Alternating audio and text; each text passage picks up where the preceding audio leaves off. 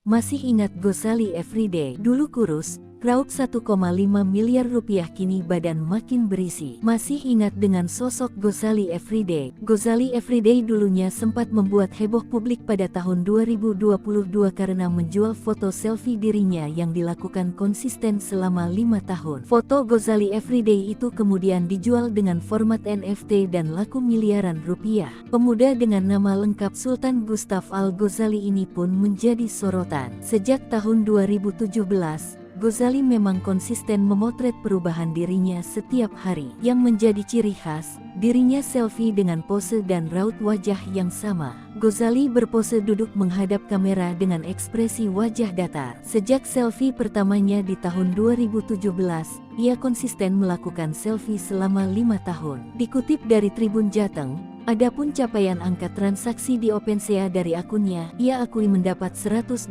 Amerika Serikat ribu atau sekitar 1,5 miliar rupiah dari hasil penjualan foto. Selain mendapatkan capaian finansial dari OpenSea, Gozali juga berkesempatan menjadi bintang iklan sejumlah produk dan jenama seperti Ajaib, Tokopedia, Lemonilo, hingga ST Indonesia. Dari pencapaiannya tersebut, Gozali ingin bisa memberangkatkan kedua orang tuanya umroh atau haji. Bagaimana kabar Gozali sekarang? Dilihat serambinews.com dari akun Twitternya @Gozali_Gozalu membagikan kabar terbarunya. Dalam postingan tersebut, ia mengunggah 2 foto selfie yang memperlihatkan potret perbandingan dirinya dulu dan sekarang. Kini Gozali sudah memiliki berat badan 50 kg dari berat badan sebelumnya waktu awal selfie hanya 37 kg. Masih terlihat kurus, tapi setidaknya sudah mengalami sedikit kemajuan. Target bulking saya berikutnya 55/60 katanya dalam caption yang diunggah.